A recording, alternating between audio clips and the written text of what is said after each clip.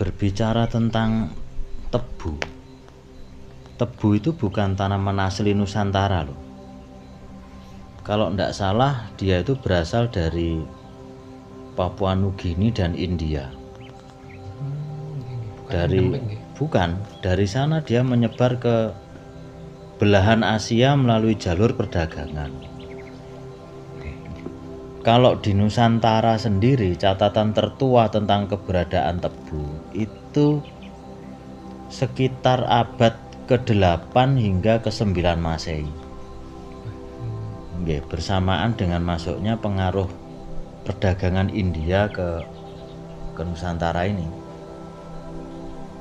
Dalam prasasti dan naskah Jawa kuno mencatat bahwa pada masa Mataram kuno, masyarakat ini sudah mengenal istilah gulo.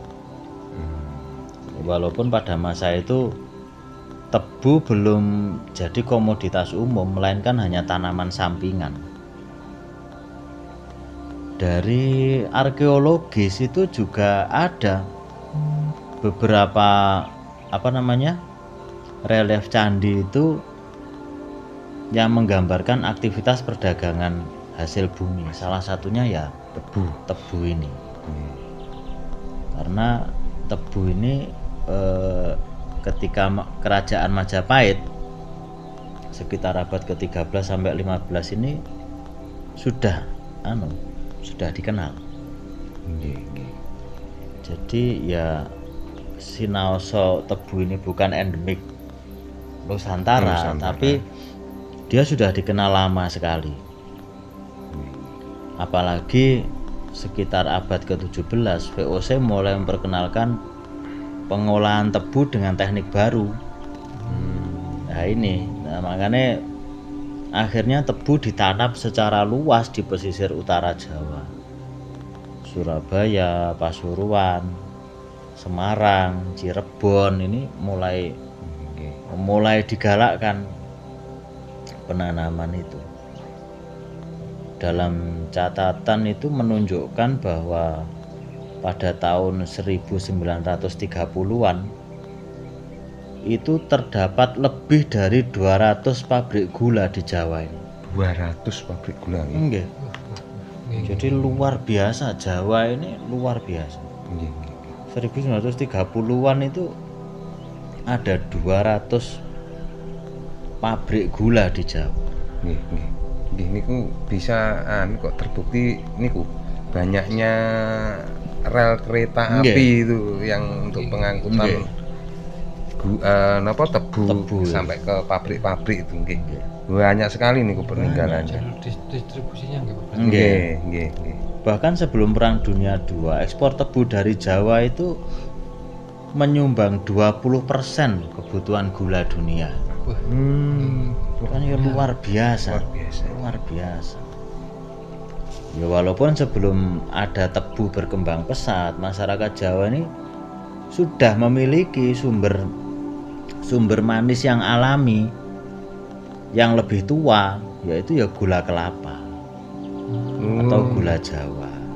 Kalau gula kelapa itu kan walaupun manis tapi asalnya bukan dari tebu.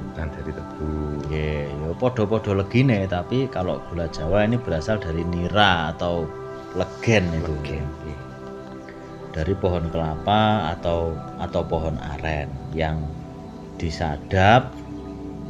Dulu kan banyak nderes itu. Nderes namanya Nderes itu terus nanti dimasak.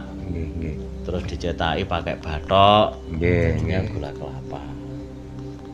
Jadi ya ini sudah digunakan sejak lama juga. Nah, kehadiran tebu itu nggak bisa langsung menggantikan gula kelapa, bahkan sampai hari ini. Walaupun manis, podo-podo manis ya, tapi kehadiran tebu juga belum bisa menggantikan posisi gula kelapa, karena masih tetap ada makanan yang tidak bisa digantikan oleh gula kelapa dari tebu itu. Dari tebu itu. Contohnya sambal pecel. Itu nggak bisa. Mungkin ya jenang. betul, nggih. Jadi ya walaupun tebu itu berkembang pesat di mana-mana ditanam secara luas, tapi pengaruhnya belum bisa Nggih. menghilangkan begitu saja keberadaan gula kelapa ini. Nggih. Dan gula kelapa ini memang dalam pengolahannya lebih tradisional. Biasanya dikelola oleh masyarakat desa. Nggak bisa diproduksi massal. Nggih. Perbedaan karakternya, kalau gula kelapa itu berwarna coklat, aromanya khas begitu. Nggih, nggih. Kalau gula putih tebu itu kristal itu putih begitu. Nggih. Kalau Gula gula kristal. nggih, ada yang mengatakan kalau gula kelapa itu lebih gurih. Nggih. Jadi tidak hanya manis tapi Ada gurihnya. ada gurihnya.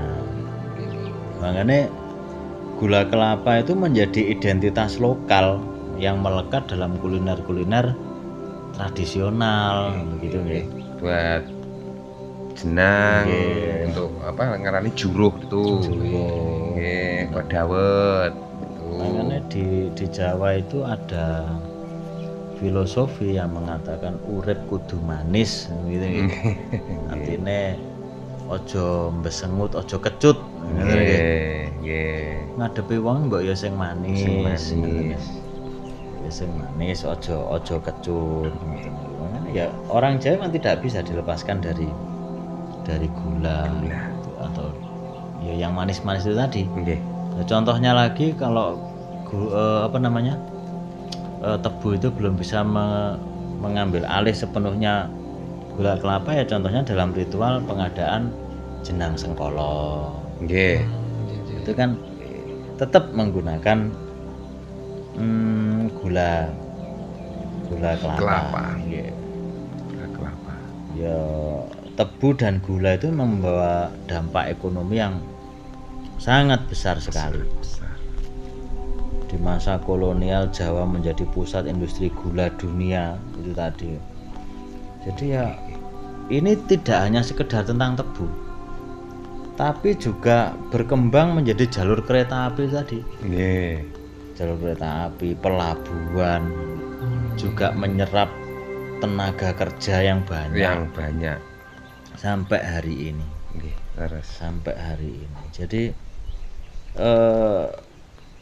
memang masyarakat desa masih memproduksi gula kelapa dengan pangsa pasarnya sendiri. Dan pabrik-pabrik menggunakan tebu sebagai bahan baku untuk gula juga memiliki pangsa pasarnya sendiri. Semua berjalan beriringan seiring dengan kebutuhannya masing-masing.